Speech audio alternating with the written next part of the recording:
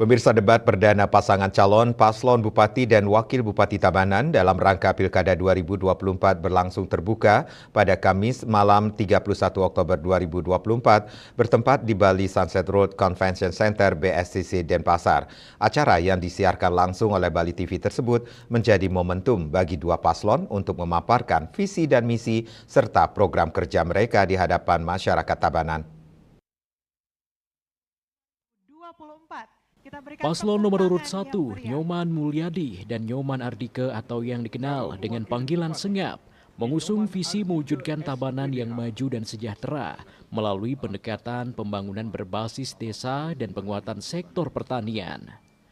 Mereka berfokus pada pemberdayaan ekonomi rakyat, peningkatan akses pendidikan, serta dukungan terhadap pelaku UMKM dan petani.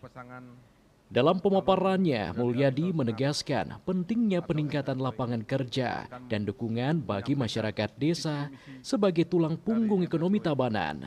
Di sisi lain, paslon nomor urut 2, Komang Gede Sanjaya dan Made Dirga, menyampaikan visi Nangun Satkatilo Bali melalui pola pembangunan semesta berencana dalam Bali era baru di Kabupaten Tabanan, Tabanan era baru, aman, unggul, madani, aum.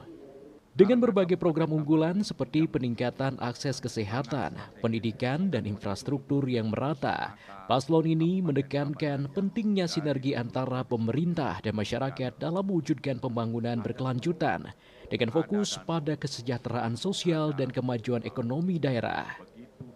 Dan sesuai tema debat kali ini memperkuat pertumbuhan ekonomi yang berkelanjutan dan inklusif, maka rencana penjabaran visi misi paslon 2 akan diarahkan di bidang pertanian, yakni dengan menekankan pada kedaulatan pangan, mewujudkan ekosistem agribisnis berkelanjutan.